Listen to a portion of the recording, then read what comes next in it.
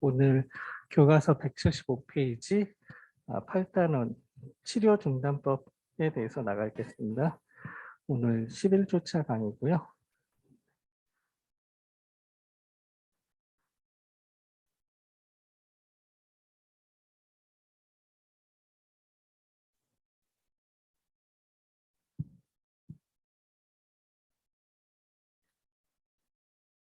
네, 음소거는 제가 다 했어요.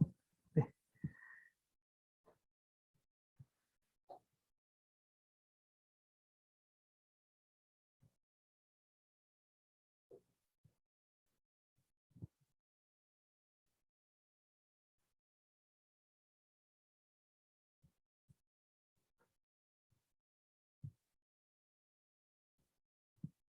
내용 바로 보도록 하겠습니다.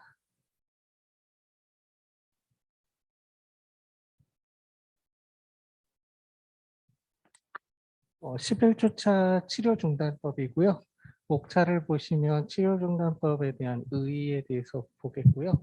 두 번째로 안락사라는 개념이 있는데 우리 교과서에 직접적 안락사, 간접적 안락사, 그리고 소극적 안락사 이렇게 구분되어 있는데 그거 이외에도 다른 안락사 구분법에 대해서 저와 한번 공부를 같이 하겠고요.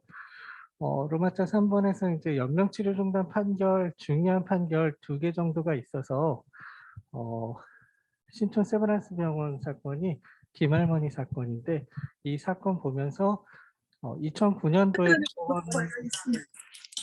판결이 나왔어요. 제가 음소거 다 했는데 소리가 나네요.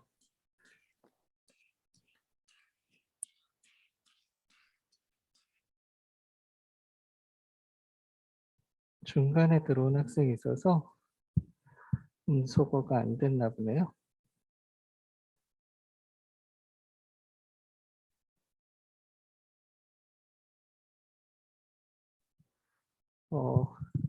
대표적인 연명치료 중단 판결로 2개를 들을 수 있는데 그 첫 번째가 2002년도에 형사대법원 판결까지 간 보라매 병원 사건하고 2009년에 민사 판결로 대법원까지 간 신촌 세브란스 병원 사건 김할머니 사건인데 김할머니 사건을 보시면서 그 안에 제가 보라매 병원 사건 1심, 2심을 넣었어요. 그래서 같이 보시면 될 것 같고 마지막으로 연명의료 결정법 어떤 것인지 한번 보도록 하겠습니다.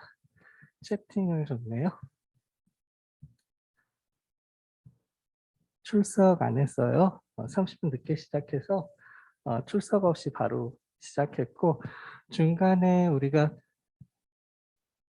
연명치료 중단 판결문 보려면은 다른 PPT 자료로 옮겨야 되거든요. 그래서 그때 출석 한번 부를게요. 언제 부를지는 저도 몰라요. 시간적으로는. 여러분 계속 들으셔야 된다는 거죠.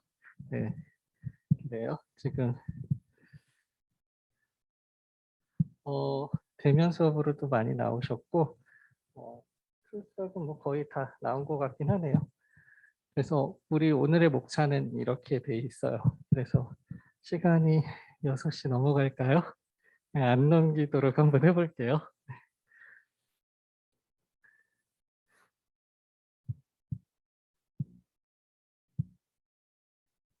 치료 중단의 의의를 한번 보시면은 치료 중단은 말 그대로 환자에 대해 이루어지고 있던 치료를 더 이상 하지 않는 것이 치료 중단이죠.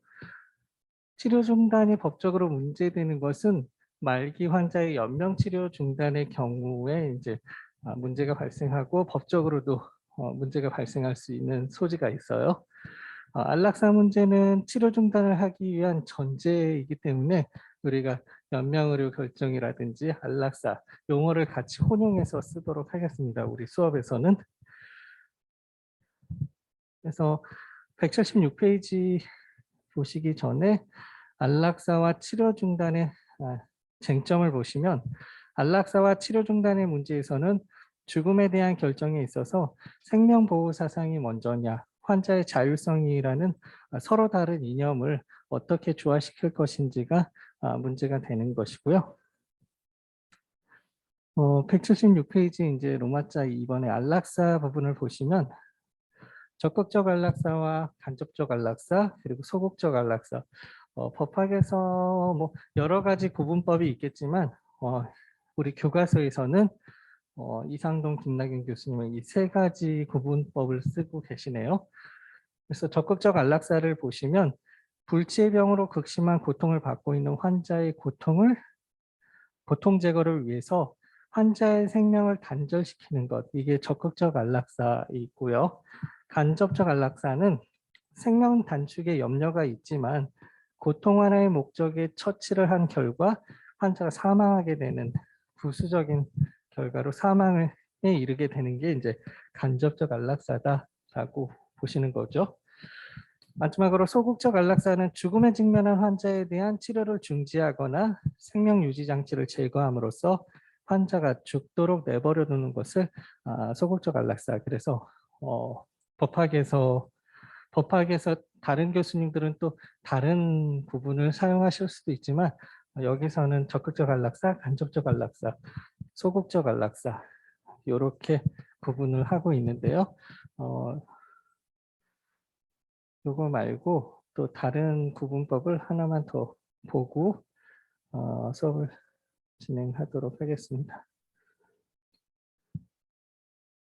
생명윤리와 법 오전 수업 듣는 학생은 좀 겹치는 부분이기도 해서 네, 다시 한번 그 학생들은 리마인드 한다 생각하시면 될 것 같아요. 마우스가 안 보이네요. 네.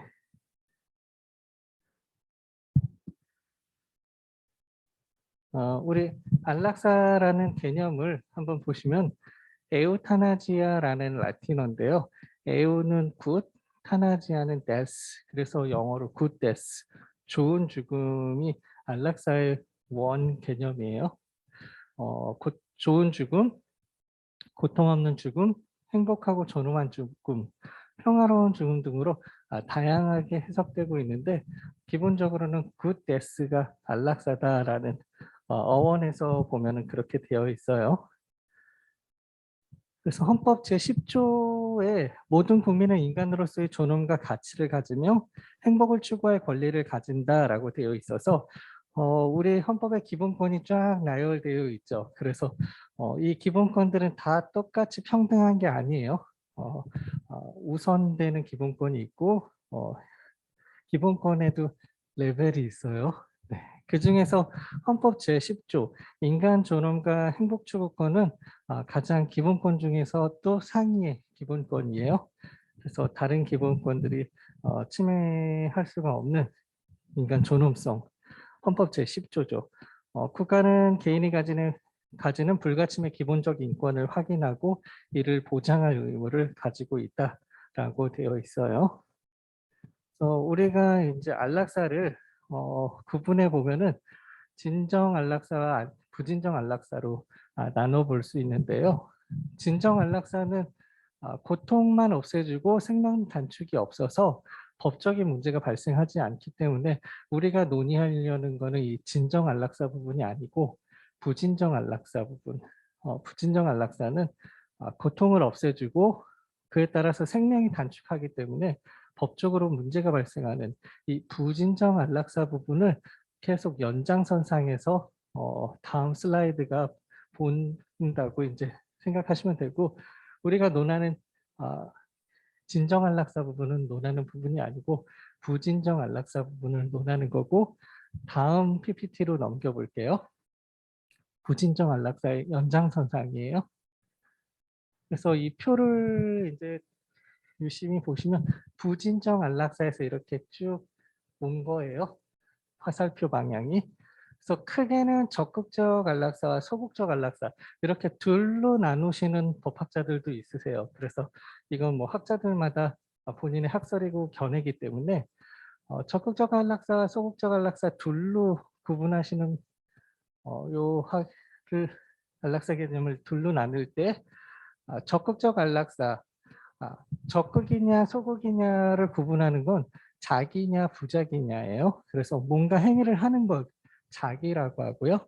어떤 행동을 하지 않는 게 이제 부자기죠. 그래서 적극적 안락사는 불치의병으로 극심한 고통을 받고 있는 환자에게 고통을 제거하기 위해서 그 생명을 단절시켜서 고통에서 벗어나게 하는 뭔가가 액션을 취해지는 거죠. 극약을 처방한다든지 공기색전이 일어나게끔 주사의 공기를 주사해서 공기색전 일어나면 100% 죽거든요. 그렇게 뭔가 주사 행위를 하는 자기 행위예요. 소극적 안락사라는 것은 부작위, 뭔가 하지 않는 것이죠. 죽음에 직면한 환자에 대한 치료를 중지하거나 생명 유지 장치를 제거함으로써 환자를 죽게 내버려 두는 게 그래요.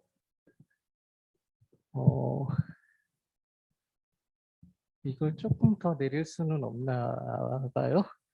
이게 환자를 주게라고 돼 있어서 이게 자동이어서 이게 땡긴다고 될 게 아닌 것 같은데. 그렇죠. 이거 좀 잘려도 괜찮아요, 여러분? 네네. 이게 다 자동 시스템인데 저게 흔들렸네요. 얘는 픽스되어 있는 걸 텐데 쟤를 누가 건드렸나 보네요. 그렇죠. 그래서 이게 빔 프로젝트 쌓아두는 게 좀 더 밑으로 내려왔어요. 네. 그래서 여기서는 뭐 할 게 없을 것 같고 사다리 놓고 올라가야 될 것 같은데 짧아서 안 될 것 같네요. 소극적 안락사는 죽음에 직면한 환자에 대한 치료를 중지하거나 생명 유지 장치를 제거함으로써 인공호흡 장치를 하던 거를 뺀다든지 그렇게 해서 뭔가 하던 치료 행위를 하던 거를 하지 않음으로써 환자를 죽게 내버려 두는 게 소극적 안락사다. 그래서 적극 소극 구분하는 방법은 이제 자기냐 부작이냐인 건데 이 부작이도 논의가 되게 많아요. 사실은 인공호흡 장치 빼는 게 요즘에는 이렇게 산소 마스크를 떼는 게 아니라 버튼식도 있거든요. 그래서 버튼을 끄는 행위가 자기냐 부작이냐 이런 거 가지고도 한 20가지 이상의 학설이 있어요. 그래서 우리는 기본적으로 치료를 하고 있던 걸 중지한다는 의미에서 부작위로 쓰겠습니다. 법학이 따지고 보자면은 엄청 또 디테일하게 논박할 것들이 여지가 많이 있기는 해요. 크게는 적극적, 소극적 이렇게 구분했고 적극적에서도 두 가지로 직접 안락사, 간접적 안락사 둘로 나뉠 수 있어요. 그래서 원래 풀로는 적극적, 직접적 안락사 이렇게 얘기해야 되죠. 그리고 적극적, 간접적 안락사인데 그냥 직접적 안락사 하면은 여기를 말하는 거다라고 생각하시면 돼요. 요 라인. 직접적 안락사는 그 목적이 생명 단축의 목적이 있어요. 환자가 너무 극심하게 고통스러워하니까 죽여야지, 죽여야지 하는 거는 고의가 있는 거죠. 확정적 고의가 있는 것이고 법적으로 허용 여부를 보면 우리나라는 법적으로 허용하지 않아요. 살인죄로는 기소되지 않겠지만 촉각승낙 살인죄로 기소가 돼요. 우리나라의 경우에는 252조 제1항 촉탁승낙 살인죄로 처벌받을 수 있죠. 직접적 안락사의 예를 들어드리면 독극물 주사를 직접 환자한테 주사한다거나 아까 말씀드린 것 같이 주사기에 공기를 주입해서 공기색전을 일으켜서 바로 사망하게 하는 뭔가 직접 하는 행위죠. 이런 거를 말씀드릴 수 있고 이때 확정적 고의는 사망을 의도한 고의죠. 두 번째로는 간접적 안락사예요. 간접적 안락사는 그 목적이 1차 목적이 환자의 고통을 감경시켜 주려는 게 1차 목표예요. 근데 치료, 처치를 하다 보니 부수효과로서 사망에 이르게 되는 건데요. 대표적으로 몰핀 투여를 생각하시면 돼요. 몰핀은 이제 마약성 진통제이기 때문에 고통을 감경시켜 주려면 몰핀 양을 계속 늘려야 되죠. 똑같은 효과를 보려고 하면은 몰핀 양이 계속 증가해야 돼요. 몰핀의 대표적인 부작용이 쇼크사예요. 그래서 양을 늘려서 고통을 감경시키는데 계속 양을 늘리다 보니까 쇼크가 오는 거죠. 그래서 1차 목표는 고통을 감정시키려고 처치했던 건데 부수적으로 쇼크사라는 사망에 이르게 되는 그거를 생각하시면 간접적 안락사 이해가 좀 쉬우실 거예요. 이때의 살인의 고의는 불안정적이죠. 그렇게 될 수도 있긴 하겠지만 그게 목적이 아니에요. 사망시키려고 하는 게 목적이 아니고 고통을 감정시켜 주려는 것이 목적이기 때문에 불확정적 고의라고 말씀드릴 수 있고 법적으로 허용 여부는 이것까지 처벌하지는 않죠. 그러면 의료진들 나만 하는 의료진이 없을 거예요. 임상 현장에서.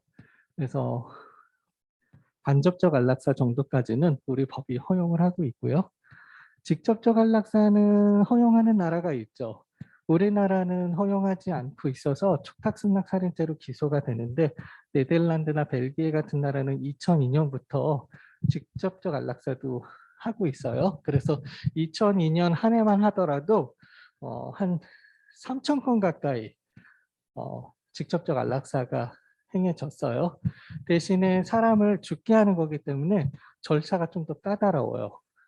근데 2002년 한 해 3천 건 조사해 보니 절차를 완벽하게 지킨 건수가 3분의 1 정도는 안 돼요. 한 3분의 2 정도는 다 지켰는데 3분의 1 정도는 그냥 모든 절차를 안 지키고 직접적 안락사를 했어요. 그래서 유럽에서 이제 직접적 안락사를 반대하는 프랑스나 독일 같은 데에서 네덜란드 이제 잘못됐다라고 비난할 때 이거 봐라. 사람 살해하는 거에서 너네 절차 이렇게 어? 지켜야지 직접적 안락사 할 수 있다고 했는데 3분의 1이나 법 충족하지 못했네 라고 비난하는 계기를 만들어 주긴 했죠. 그래서 네덜란드 이런데 스위스 디그니타스 병원 이런 데서 직접적 안락사를 한 거에 대한 영화로도 나왔죠. Me Before You라는 거기가 스위스 디그니타스 병원이거든요. 그래서 남자 주인공 마지막 죽을 때 어떻게 해서 죽어야 되는 거야? 라고 설명서 써준 병원이 디그니타스. 여러분 딱 확인해 보시면 있어요. 제가 생명윤리 관련해서는 여러분 의료법은 아니고요. 생명윤리 수업 들을 때는 매년 생명윤리 쟁점되는 최신 영화를 보거든요. 그래서 여러분 이런 강당에서 블라인드 내리고 영화 보면 극장 온 것 같아요. 그래서 매년 그 학생들하고 내가 중간에서 무슨 영화 봤지 하거든요. 네, 여러분 생명윤리는 볼게요. 네, 의료법은 못 봐요. 네, 보고 싶으신 분은 마지막 주차 오전 수업이 오세요. 10시에. 그렇습니다. 그래서 직접적 안락사가 유럽에서는 네덜란드, 벨기에 이런 데에서는 행해지고 있다. 우리나라는 형법 252조 1항에 의해서 촉탁승낙 살인죄로 처벌을 받고 있죠. 살인죄로는 기소가 안 돼요. 부탁해고 부탁을 승낙받았기 때문에 살인죄로는 기소가 안 되고 이 안락사 부분에서는 252조 1항 촉탁승낙 살인죄로 기소가 될 수가 있죠. 그래서 간접적 안락사는 이런 행위까지 처벌할 수는 없다라고 하는 게 252조 1항을 보니까 사람의 촉탁 또는 승낙을 받아서 그를 살해한 자는 1년 이상 10년 이하의 징역이에요. 미니멈 1년이에요. 살인죄는 250조 1항이죠. 사람을 살해한 자는 사형 무기 5년 이상의 징역에 처한다. 보라매 병원 사건이 환자가 이제 화장실에서 미끄러지셔서 넘어져서 뇌진탕이 온 거예요. 그래서 가까운 병원인 서울의 보라매 병원으로 이송이 된 거죠. 보라매 병원 의료진들은 서울대 출신들이더라고요. 그래서 잠시만요.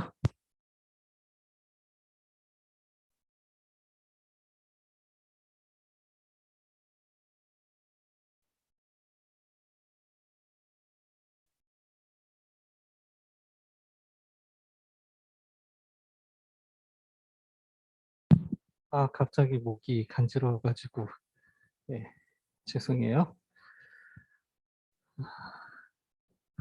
그래서 이 환자분이 응급 수술에 들어가서 한 6시간, 8시간 정도 수술 받고 이제 중환자실로 가셨죠. 그래서 회복하는 중간인데 어, 아내분인 와이프분이 어, 환자분은 그때 당시 58세예요. 저 58세 저는 이게 2002년 판결이기 때문에 할아버지라고 생각했어요.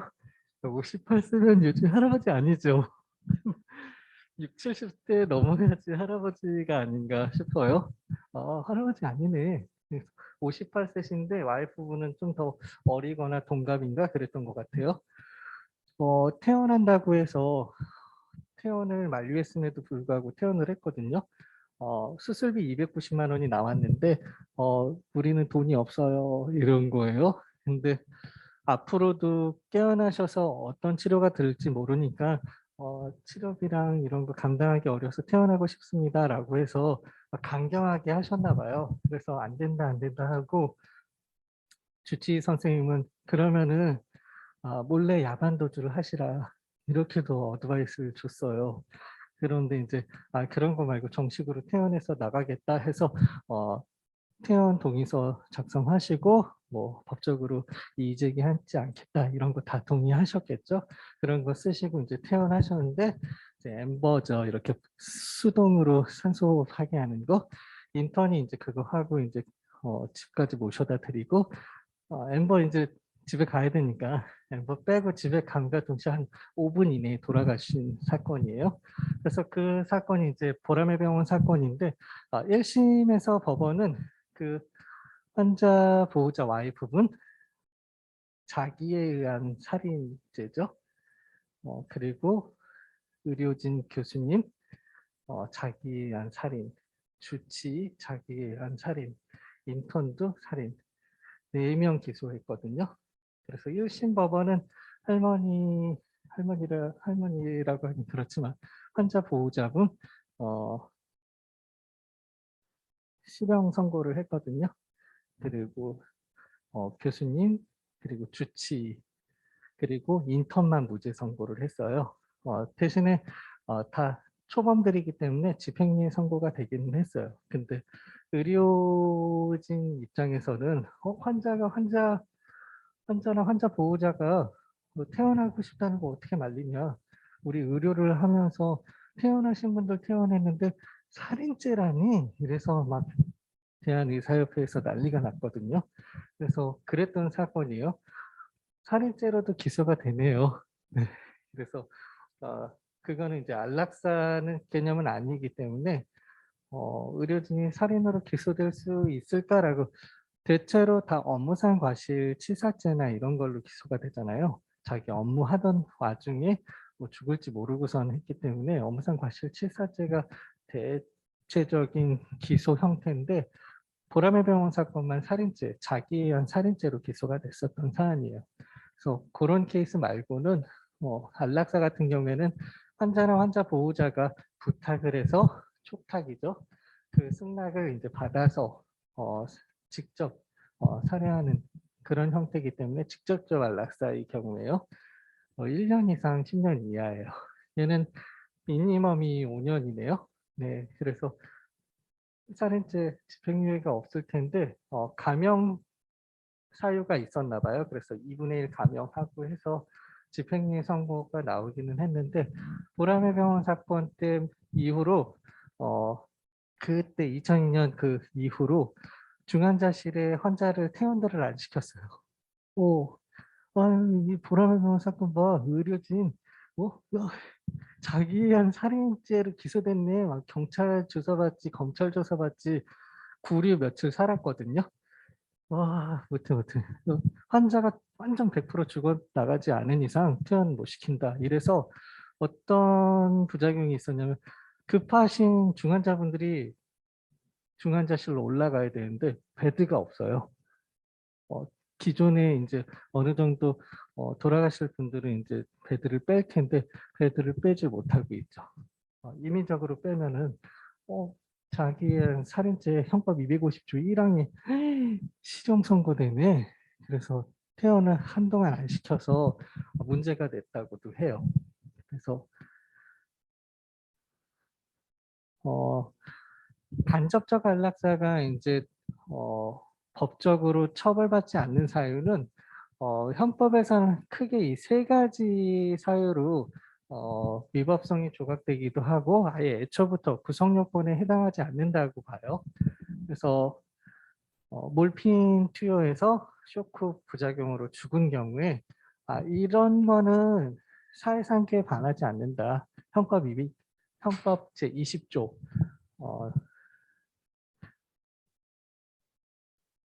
정당행위죠.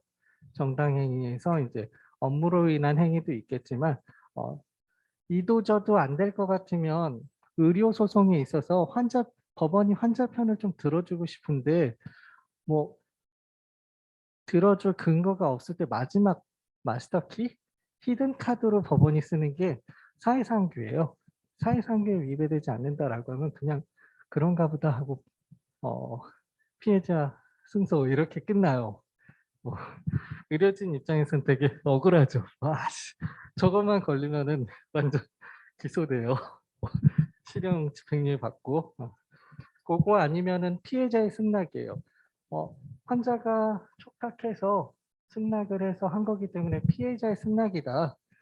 이거 플러스 긴급 상황이기 때문에 한 거다라고 주장하는 형법학자들도 있고 아예 의료행위는 범죄 구성 요건에 해당하지 않는 거다라고 주장하시는데 어느 라인으로 가든지 처벌받지 않는 거는 같지만 그 근거를 어떻게 쓰느냐에 따라서 위법성이 조각되기도 하고 아예 불법이 처음부터 구성되지 않는 그런 형태로 가고 있죠. 그래서 간접적 안락사는 학자들마다 근거를 두고 있는 거가 이제 틀린데 여러분은 어떤 입장이에요?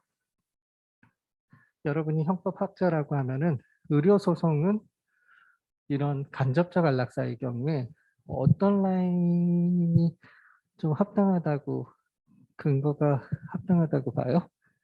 우리 사회상규요? 네네. 또 다른 학생은 사회상규요? 다른 학생들은 없어요? 우리 모자 쓰고 있는 학생 생명윤리도 수업 듣고 있어서 두 번째 수업 듣는 건데 그쵸? 네.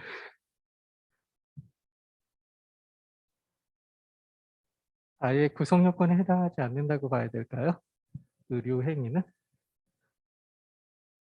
뭔가가 메스로 몸을 긋고 해서 뭐 상해 뭐를 한 거는 있어요.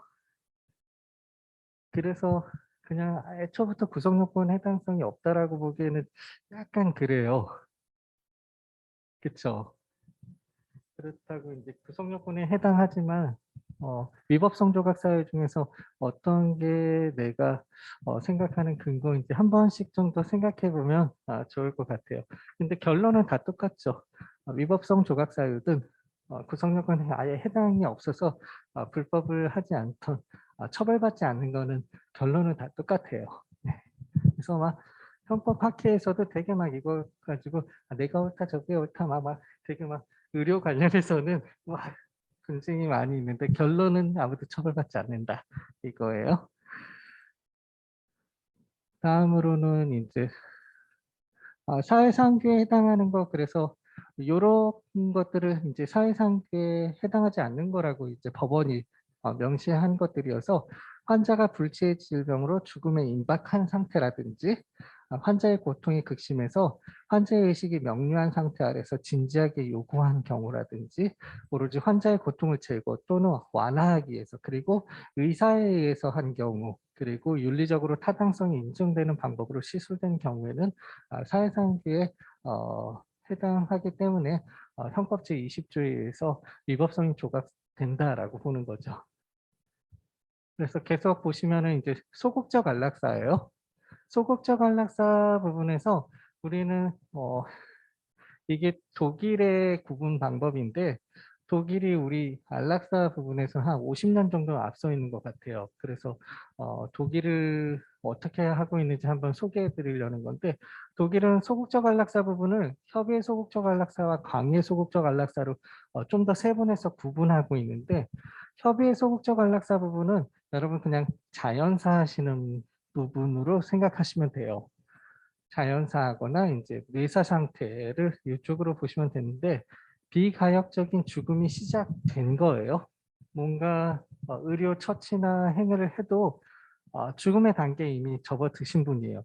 이런 분까지 법적으로 허용을 안 하면 우리 의료진들 처벌 안 받는 의료진 없거든요.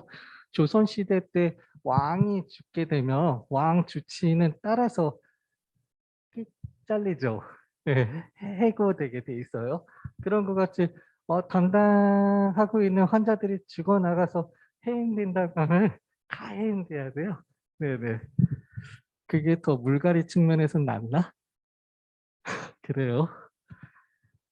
그래서 자연사 하시는 분들이나 뇌사 판정은 뇌사 판정하고 난 다음에 되게 의사분들은 어, 시한폭탄을 들고 있는 것 같은 마음이라고 하세요. 뇌사 판정하면 언제 사망하실지 모르기 때문에 장기 이식 측면에서 살아있는 생체를 이식하는 게 성공률이 높기 때문에 뇌사 판정하면 바로 신속하게 장기 이식 동의하신 분이면은 짜자자자 장기를 이식할 수 있게끔 조치하기 때문에 여기 있는 분은 자연사 하신 분들이나 뇌사 판정자분들 이 협의의 소극적 안락사 부분이라고 생각하시면 되고요. 마지막으로 이제 광해 소극적 안락사 부분이 이제 문제죠. 여기는 이제 존엄사라든지 이런 부분을 생각할 수 있는 데가 광해 소극적 안락사인데요. 여기는 PVS 환자분들, 식물인간 상태에 빠진 분들을 광해 소극적 안락사 부분이라고 생각하시면 돼요. 이분들은 비가역적인 죽음이 시작 단계에 들어선 분들이 아니에요. 계속 인공호흡 장치라든지 수액을 제공하고 하면은 계속 살아가시는 거죠. 의식만 깨어나지 않는 거지 계속 살 수는 있어요. 심장 박동도 뛰고 수액 통해서 영양분도 공급하기 때문에 계속 사는 거죠. 이런 분들이 깨어나실 확률이 3만 분의 1이에요. 그래서 영국에서 한 7, 8년 전에 한 15년 만에 깨어나신 분들 기사에 가끔 나와요. 그래서 이분들이 깨어나실 확률이 3만 분의 1이에요. 똑같은 처치를 해도 29,999명은 깨어나지 않으시고 15년에 한 번 더 이상 17년에 한 번 막 이렇게 가끔가다 가뭄에 콩나듯이 깨어나시는 분들이 있거든요. 이분들이 한 명, 3만 분의 1로 깨어나시는 거예요. 그래서 이분들 하루 처치 비용을 유로 기준으로 봤을 때 하루 처치 비용이 1,600유로 정도 하거든요. 1,600 정도, 1,600유로 하루에 한 200만 원 정도 드는 거죠. 중환자실 병실만 차지하시는 분이 아니죠. 중환자기 때문에 이것저것 처치를 다 하시기 때문에 하루 200만 원. 한 달이면은 열흘이면 2천, 한 달 6천만 원이네요. 6천 곱하기 12 하면 얼마죠? 7억 2천인가요? 7억 2천 이런 분들이 3만 명이에요. 곱하기 3만 하면 거의 어, 국가 예산까지는 아니지만 조단위요, 조단위. 우리나라에서는 건강보험 있고 본인 부담이 있어서 어느 정도 이제 그래도 부담되죠. 한 30%만 본인 부담한다고 해도 60만 원 정도죠. 한 제가 보니까 저희 아버님 중환자실 입원하셨을 때 2차 병원에서는 한 2, 30만 원 나오더라고요, 하루에. 그러니까 열흘만 입원하셔도 와, 그냥 2, 300만 원 그냥 나가요. 네. 네. 저희 아버님도 이제 COPD, 만성폐쇄성 폐질환이어서 호흡이 막 안 되시는 거예요. 그럼 구급차 불러서 가까운 병원 가는데 저희 아버님 또 참전유공자라고 했죠. 어, 무료로 의료 서비스 받으시려고 하면은 보훈병원 강동구 그 천호동까지 가야 돼요. 저희 집이 서대문구인데 강변북로 타고 가다가 돌아가실 수 있어요. 그래서 가까운 병원으로 항상 모셨는데 그때마다 매일 하루에 2, 30만 원씩 나왔거든요. 그래서 짧게는 일주일, 길게는 한 열흘씩 또 괜찮으시면 다시 퇴원했다가 또 안 좋다 하면은 또 119 불러서 또 가고 또 그랬던 생각이 나네요. 그래서 가까운데 우리도 무료로 진료받는 병원이 있었으면 좋았을 텐데 너무 멀어요. 아버님은 혜택 한 번도 못 받으셨어요. 어, 그래서 그래요. 어, 보험을 해도 어, 60만 하루 60만 원. 열흘이면 600, 한 1,800만 원 하네요. 한 달에 중환자실 PVS 환자로 입원하고 계시면 1,800만 원. 아, 한 달에 1,800만 원인데 한 6개월만 입원해 계셔도 진짜 저희가 오남매인데 저희 돈 나눠서 내려고 해도 너 같은 돈 내라 좀 싸울 것 같긴 하거든요. 저런 일이 있으면 안 될 것 같아요. 근데 독일이나 유럽 같은 나라는 의료비 영원이라고 했잖아요. 모든 의료 비용 국가가 부담하기 때문에 어, 이런 환자들 인공호흡 장치를 뗄지 말지가 국가에서 결정하고 싶은 거죠. 돈이 엄청나게 쏟아부어지는 거잖아요. 그래서 우리는 건강보험료가 이제 여러분 의료보험법 공부하셔서 수익금이 이제 5% 정도를 내죠. 독일은 15%. 그래서 100만 원 벌면 15만 원. 근데 요즘에 100만 원 받는 사람들 거의 없죠. 최저시급으로 해도 한 180만 원 정도 하나요? 한 200만 원 잡으면 30만 원 매달 그냥 건강보험료로 내는 거예요. 병원 하나도 안 이용을 해도. 대신에 그런 분들은 되게 어, 유용하죠. 희귀 난치성 질환이라든지 이런 것 때문에 치료를 받으셔야 하는 분들은 와 30만 원 내고 엄청 의료 혜택을 누릴 수는 있죠. 네, 근데 우리나라는 이제 5% 내고서는 건강보험 보험 되는 건 이미 급여, 비급여. 이제 여러분 이제 다 알겠죠? 급여, 비급여, 이미 비급여. 이제 좀 말이 통하는 것 같네요. 여러분 집에 가서 보험료 영수증도 한번 보고 했어요? 여러분이 안 내는구나. 아버님 직장보험자라 아빠 월급 명세서 좀 보여주세요. 이럴 수가 없는 사이죠. 시크릿한 부분이기 때문에 그러네요. 언제 기회가 되면 명세서 한번 보여주면 안 돼요 하면서 아빠 월급 한번 체크하는 거 어때요? 안 되나? 혼날려나? 그래요. 그래서 우리나라뿐만 아니라 유럽 같은 데는 국가에서 이 피부해소 환자들 광해 속촉 안락사 부분을 어떻게 계속 치료할지 말지를 결정하고자 하는 건데 이분들 우리 피부해소 환자는 대뇌가 손상되신 분이에요. 대뇌, 소뇌, 간뇌 뭐 이렇게 뇌가 막 구분이 돼 있잖아요. PVS 환자분은 대뇌가 손상되신 분이에요. 우리 의사 판정이 되려면 우리는 전뇌 사설을 취하거든요. 대뇌, 소뇌, 간뇌 이런 모든 뇌가 작동하지 않아야지 그때 이제 의사 판정을 해요. 그래서 전체 뇌가 다 작동하지 않으시는 분, 전뇌 사설이신 분은 이 혀후회속적 안락사 부분, 뇌사 판정자는 요 라인이고 대뇌가 손상되신 PVS 환자분은 여기 라인이에요. 그래서 요 환자분들을 어떻게 어, 인공호흡 장치 떼도 되는지 안 되는지 2002년도에 보라매 병원 사건이 있어서 세브란스 병원에서 법원 판결을 받아보고 싶었던 거예요. 그래서 김할머니 사건 같은 경우에도 대법원까지 안 가도 되는 사건인데 세브란스 병원에서 그냥 대법원까지 간 거예요. 민사 판결인데 그래서 법원에서 판결이 났죠. 이 할머니 인공호흡 장치 빼고 하더라도 의료진한테 뭐 살인죄나 촉탁승낙 살인죄 뭐 이런 걸로 기소할 수 없다라고 판결이 나온 우리나라 첫 번째 판결이에요. 2009년도에 선고가 났거든요. 그래서 우리는 이 광해소극적 안락사 부분에서 비가역적인 죽음이 시작되지 않은 단계에서 김할머니 사건 때는 이제 추정적 의사에 의해서 할머니 그때는 연명의료 결정법이 이 할머니 판결 이후로 나온 거예요. 그래서 그 전에 이제 법원 1심 법원 판결이나 할머니의 살아생전의 추정적 의사에 의해서 할머니 연속극 보시면서 저런 상황에서 죽어야지 라고 말씀을 하셨던 게 채택이 된 거예요. 그래서 여러분 말 조심해야 돼요. 지나가는 말이라도 "아유 저러면 죽어야지." 이런 말 하면 안 돼요. 여러분 이런 상황에서 죽게 돼요. 그래서 추정적 의사에 의해서 법원이 할머니 인공호흡 장치 떼라 해서 뗐죠. 떼서 바로 죽는 줄 알았어요, 이 법학자들도. 판사나 검사나. 뭐 저도 그 형법에서 진통설 하면은 "아." 하면은 바로 낫는 줄 알았어요. 근데 그게 아니더라고요.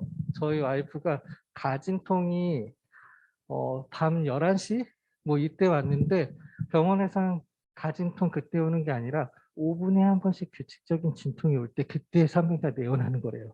그래서 저는 11 시부터 잤어요, 자라고 해서. 그래서 자라고 하니까 자야죠, 얼른.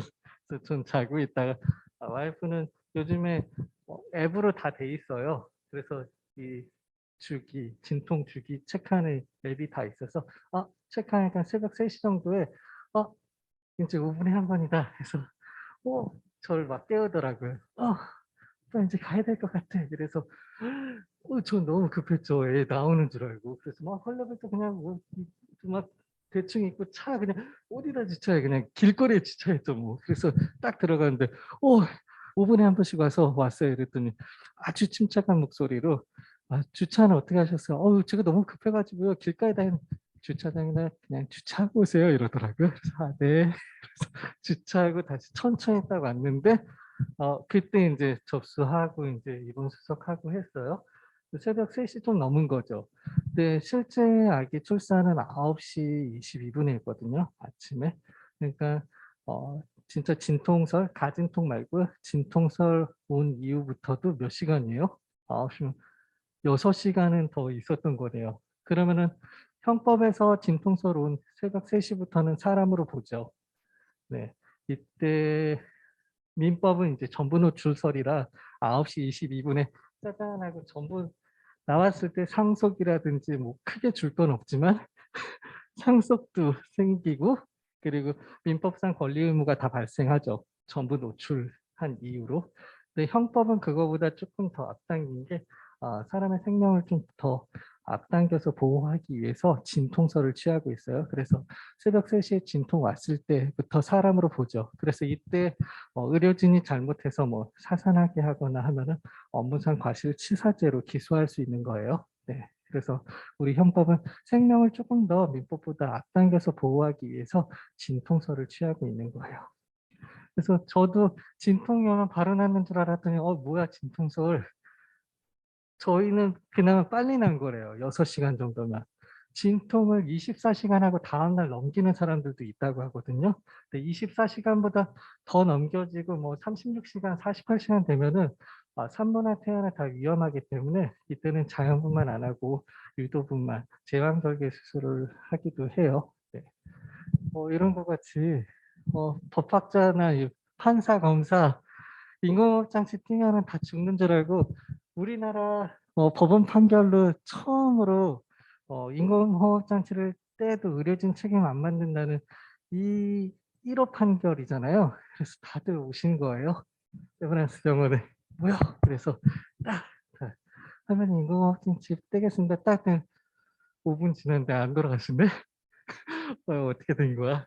30분 기다렸는데도 안 돌아가셔. '사람이 원래 이런 건가?' 이러다가 1 시간 지났는데도 안 돌아가시는 거예요. 그래서 이때는 뭐 어떡해요. 뭐 계속 뭐 여기서 밥 먹고 할머니 옆에 다 있어요? 그럴 수는 없으니까 할머니 돌아가시면은 연락을 주세요 하고서 연락처 다 남기고 왔다고 해요. 근데 그로부터 200 일을 더 사셨죠, 할머니. 바로 돌아가신 거 아니라 200 일 동안 산소호흡 장치 없이 어 생활하시다가 돌아가신 거여서 유가족들이 이거 봐라.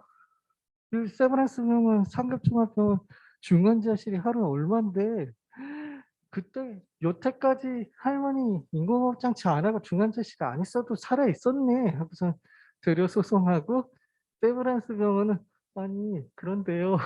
할머니가 200 일을 더 사셨어요, 중환자실에서. 우리가 다른 건 안 받을게요. 그냥 병실 병실 베드 비용만 받을게요." 한 게 201 일치가 6,300만 원인가 그래요. 베드 비용만.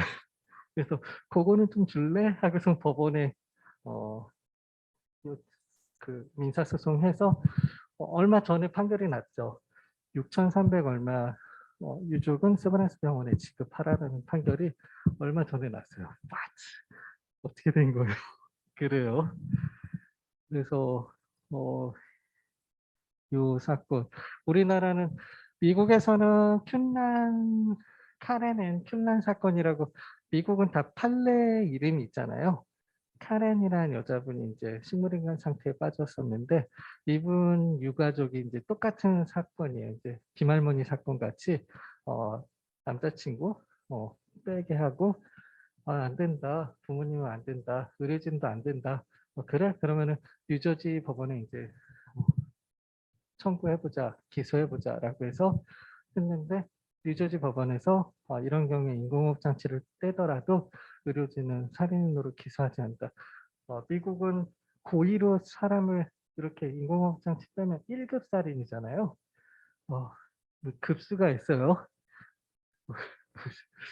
미국의 그지도 급수가 있다더니 살인도 급수가 있어요. 1급, 2급. 와, 우리는 그나마 고의냐 과실이냐 이렇게 나뉘지만 미국은 1급 살인으로 기소되면은 거의 뭐 의료진 면허 박탈되고 형량도 엄청 오래 살죠.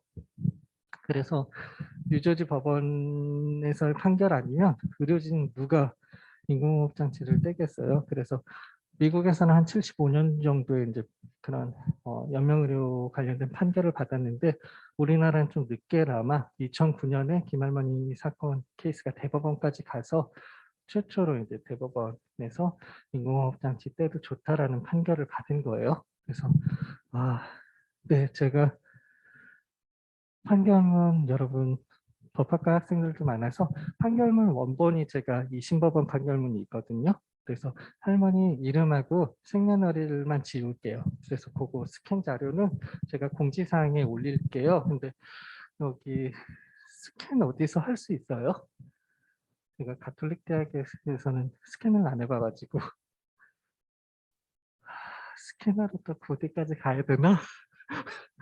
여러분 도와주세요. 복사각이 없어요 여기? 제가 지금 원본이 있는데 학교 안에는 없어요. 스캔 해주는지요? 음, 네네. 있기는 있어요. 지금 바로 된다고 하면 제가 스캔을 떠서 올리고 갈게요. 네네네. 안 궁금해요? 어, 원본 판결문 여러분 본 적 있나요? 법원 뭐 어떤 사건이 됐던 원본 법원 판결문 본 적 한 번도 없어요? 볼만 하거든요. 중요한 판결문들은 그래서 전 다 원본으로 보는데 각각 지방법원에 홈페이지 각각 들어가서 판결문 번호를 알면 좋고 모르더라도 원고나 피고 중에서 하나 이름만 알면은 서울중앙지법은 한 보름 정도 걸려요. PDF 파일로 받으면 그나마 조금 더 단축되는데 아예 다른 지방법원 같은 데는 일거리가 많이 없어서 그런지 며칠만 해도 보내주거든요. 근데 서울중앙지방법원 판결 민사 15부나 18부는 한 열흘 이상 걸려요. 네, 그래서 원본 그 판결문을 보는 게 되게 좋은 게 지금 로엠비 같은 데 들어가서 보시면 로엠비의 직원이 한번 읽어보고 요점만 뽑아온 거거든요. 그래서 그런 거보다는 원본 파일을 보는 게 좋아요. 여러분. 저도 계속 그렇게 보다 보니까 로엠비 게 잘 안 읽히더라고요. 그래서 앞으로는 사례들 다음 주에는 아마 의료 민사 판결문 같은 의료 책임법 영역 나갈 거거든요. 이제 중요한 게 이제 의료 책임법이랑 의료 형법 중요한 게 남아 있어서 의료 민사 판례 같은 경우에도 판결문 원본 파일들이 다 있어서 거기서 여러분들이 이과에서는 이런 사고가 좀 많이 일어나네요 라는 거를 한번 원본 파일을 보여드리고 그거를 사캠에 올릴게요. 그리고 형사 판결문은 그렇게 많지는 않더라고요. 제가 의료소송만 전문으로 하시는 변호사님이 이제 저희 대학원 교수님이셔서 법무법인 해올의 신현호 변호사 대표 변호사님이 김할머니 사건도 할머니 이름 말을 뻔했다. 김할머니 이쪽 편 이제 소송 진행하셨던 분이어서 네. 그래서 그 판결이 있는 거예요. 네, 그래서 이거는 우리나라 이제 연명의료 결정에 대한 첫 번째 판결이기 때문에 할머니 상태가 어땠는지도 여러분하고 같이 볼 수 있거든요. 그래서 파일로 지금 다음 시간에 준비한 게 다 그거예요. 그래서 이래요. 그래서 이때 당시에는 연명의료 결정법이 나오지 않은 상태여서 이때 당시에 할머니 추정적 의사에 의해서 했죠. 그래서 이런 PBS 환자의 경우에 허용했는지 요거를 이제 법원 판결에 따라서 결정을 한 거고, 지금은 그 연명의료 결정법, 저도 이 법 이름은 항상 보면 봐야 돼요. 이름이 너무 길어가지고. 호스피스 완화 의료 및 임종 과정에 있는 환자의 연명의료 결정에 관한 법률이에요. 말하다가 숨이 차요. 아주 볼 때마다 헷갈리고. 호스피스 뭐지? 완화 의료 및 연명 과정에 있는 또 생각이 안 나네. 임종 과정에 있는 환자의 연명의료 결정에 관한 법률이구나. 이거 말고 제가 더 긴 법률명도 알았었는데 말을 못 하겠어요. 이 연명의료 결정법에는 지금은 이제 연명의료 계획서를 작성하거든요. 연명의료 계획서를 작성하거나 사전 연명의료 의향서를 작성하는데 둘 중에 하나를 작성하면 되죠. 근데 두 개가 틀린 게, 연명의료 계획서는 이 환자분의 의사를 의료진이 작성하는 게 연명의료 계획서고요. 아예 의료진 없이 제가 뭐 A4 용지 작성서 양식에다 쓰는 게 사전 연명의료 의향서예요. 그래서 이 두 가지에 의해서 이걸 보관하는 의료기관들도 다 지정이 돼 있고, 그렇게 지정이 되면은 각급 병원에서는 쉐어할 수 있게끔 다 공유할 수 있게끔 다 시스템화되어 있어요.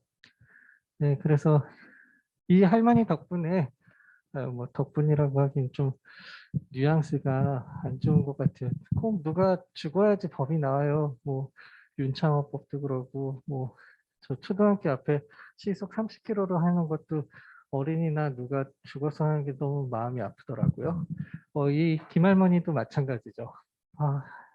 마른 하늘의 날벼락이지 폐암인 줄 알고 폐 조직 그거 띄어내려다가 사고 나신 거예요. 네, 그래서 의식불명 상태에 빠져서 이 김할머니 사건이 태어나게 됐는데 법원 판결에 의해서 하게 됐는데, 이제 연명의료 결정법이 있기 때문에 연명의료 의향서라든지 사전의료 저희 볼 때마다 헷갈려요. 두 개가 왜 두 개로 해놨대? 하나로 해놓지.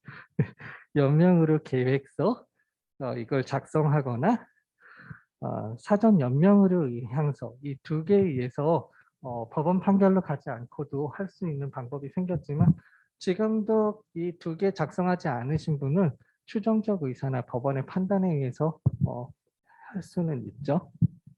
그래서 여기까지 달려왔네요. 네.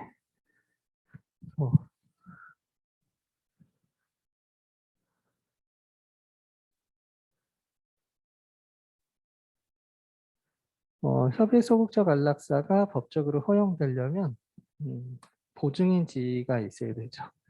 우리 부모는 아이한테 이제 보증인 지위가 있죠. 그런데 이제 아이가 위급한 상황이어서 물에 빠져서 이제 건져줘야 되는 상황인데 보니까는 부모는 서울에 있고 아이는 부산에 있어요. 보증인 지위에는 있지만 보증인 의무까지 강요할 수는 없죠. 위치상으로. 그래서 이런 상태라든지, 그래서 보라매 병원 사건에서는 의사와 환자 사이에서 치료하고 해야 되는 보증인 지위는 있지만은 환자 보호자가 퇴원하겠다라는 강력한 의사를 해서 보증인 의무는 없다라고 이야기할 수 있고, 사회상규에 그런 것까지 처벌하는 건 사회상규에 반하지 않는다. 그래서 요거 없으면은 협의소극적 안락사 부분, 자연사 하시는 분들 다 처벌받아야 되는 거예요. 의료진. 저희 아버님도 COPD라고 했잖아요. 만성 폐쇄성 폐질환. 담배를 좀 많이 피우셨어요. 한 하루에 2갑. 네. 그래서 저는 담배를 전혀 피우지 않거든요. 근데 저희 아버님은 또 술을 전혀 안 드세요. 왜 그러면 할아버지가 말술이셨대요. 그래서 막걸리 말로 먹고, 그래서 나는 술 안 먹어야지. 근데 저 때 와서는 나는 담배 피지 말아야지. 그래서 저는 담배 안 피거든요. 근데 술은 조금 마셔요. 조금. 네, 자주는 아니고요. 네. 그래서 사회상규에 반하지 않기 때문에 의료진들 사회상규에 반하지 않아서 자연사 하시는 분들 다 처벌한다고 하면, 저희 아버님 얘기 나왔던 게, 아버님 이제 어떤 결정을 남겨뒀었냐면, 이제 COPD 이제 인공호흡 장치 같이 산소 발생기 같은 거를 한 1, 2년 사용하셨어요. 근데 그거 가지고도 이제 안 돼서 목을 이제 구멍을 뚫어서 기관 삽관을 해서 하셔야 된다라고 하는데, 이제 그거 관련해서는 이제 처치도 잘해야 되고 하니까는 환자 보호자들이 충분히 상의를 하시고 해야 된다라고 해서 이제 저희 가족이 다 모였죠. 그래서 저는 당연히 해야 된다라고 생각했는데, 이제 형제들마다 의견이 다 틀려요.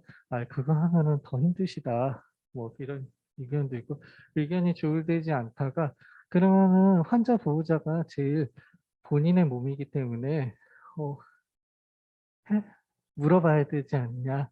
아버지 의견에 따르겠다라고 했는데, 저는 당연히 아버지가 하신다고 할 줄 알았어요.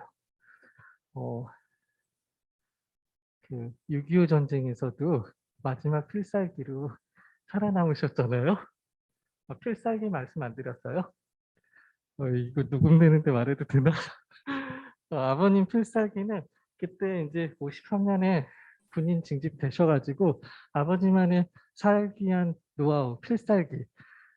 돌격 앞으로 할 때 마지막 가시는 게 필살기였어요.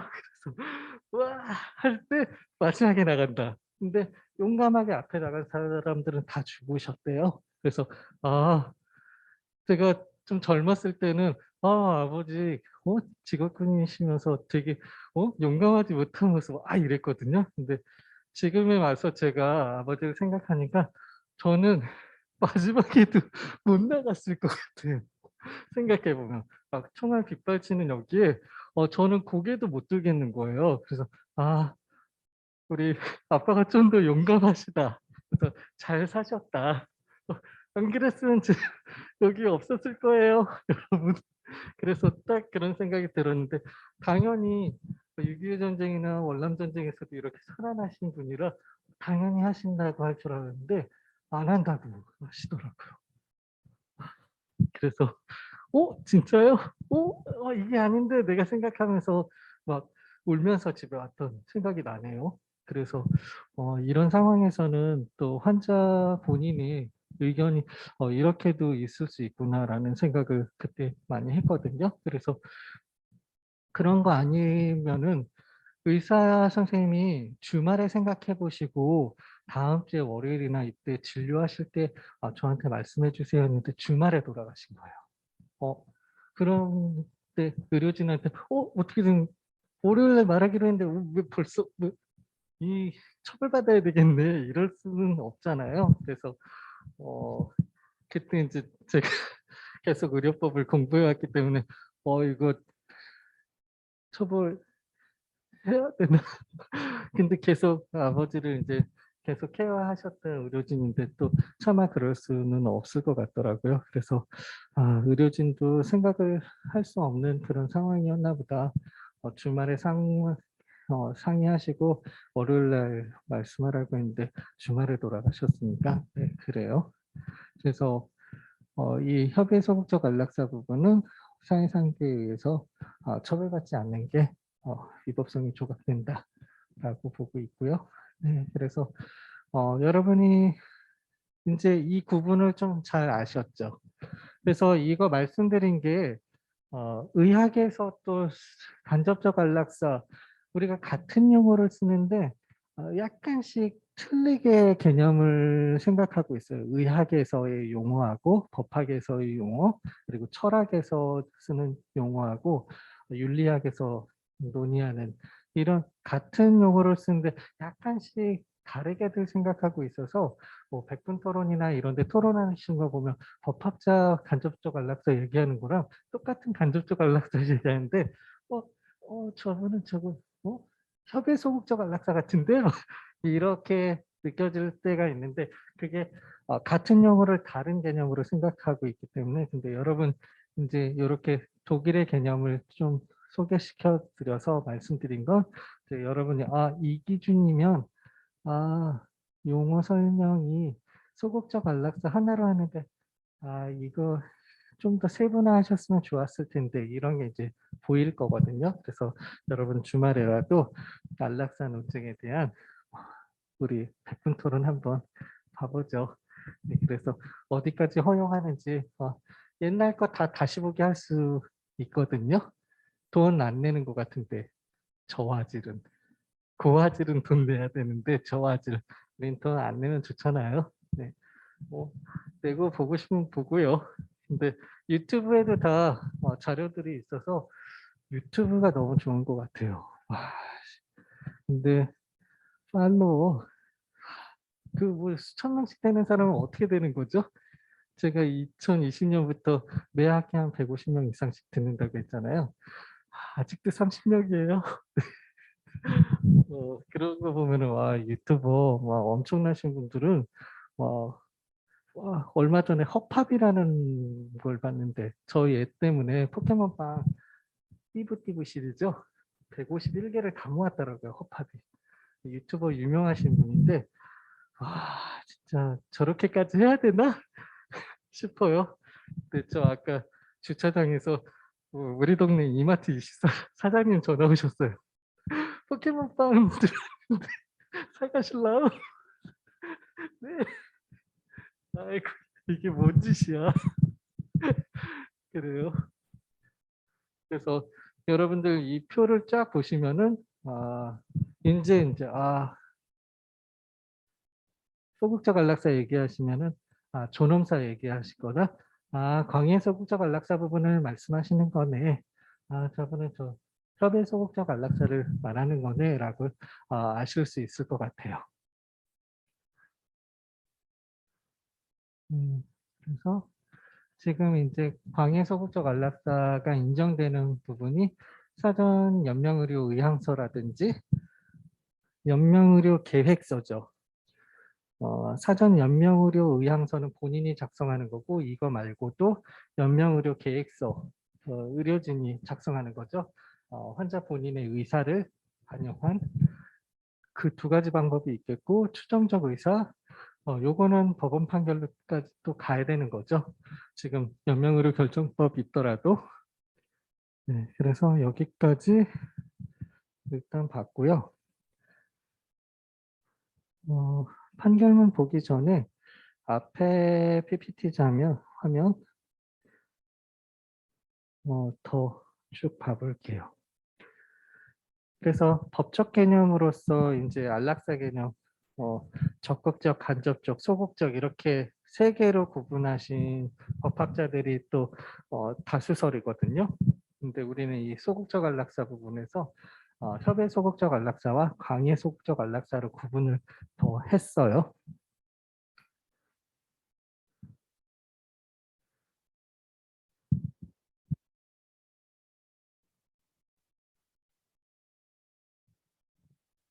그래서 177페이지에 있는 내용이에요. 이익형량력적 사고가 안락사 개념에 들어가 있어서 환자의 생명이냐, 환자의 자기결정권 이 사이, 의사의 생명유지 의무와 환자 가족의 이익을 이익형량해서 그 정당한 여부를 결정하죠. 그래서 이익 형량의 결론을 법원이 판단할 수도 있고 그 결론은 개인적 가치 관점과 상관없이 누구나 구속력 있는 법으로 받아들여야 하고 법관이 그러한 판단을 내리는 것은 안락사의 경우 적합하지 않다. 케이스마다 다 상황이 다 틀리고 이익 형량 가치가 다 틀리기 때문에 법원이 일괄적으로 판단할 수 있을까라는 생각을 하게 돼요. 그런 이야기가 이제 177페이지에 있는 것과 한계되는 거죠. 178페이지, 179페이지에 있는 거예요. 178페이지 맨 밑에 이제 법관이 그런 판단을 내리는 것은 안락사의 경우에는 적합하지 않다. 그래서 절차적 정당화가 요청이 된다라고 해서 180페이지 3번에 있는 내용이죠. 180페이지 중간에 3번 동그라미에 있는 내용인데요. 형법은 실체적 정의의 기준을 제시하는 것이 아니라 안락사의 절차에서 지켜야 할 절차 준수 의무가 위반된 경우에 투입되는 것이 바람직하다. 그래서 법원이 어떻게 케이스마다 다 일일이 판단하는 것보다는 법원 판단에 의한 거는 좀 옳지 않은 것 같고 안락사는 어떤 절차에 의해서 해야 되는데 그런 절차를 안 지켰을 때 형사법이 투입돼야 되는 것이 바람직하다. 즉 법원은 결정의 실질적 내용을 형법에 의해 통제하지는 않지만 결정 절차의 비합리성에 대해서는 형법적인 통제를 가해야 한다라는 이야기고요. 그래서 우리 1교시는 여기까지 하고요. 지금 35분이니까 변환하는데 한 15분 이상 걸리니까 4시 50분에 시작할게요. 4시 50분에 이제 보라배병원 사건하고 김할머니 사건 이 판결문 보는 걸로 2교시 수업을 할게요.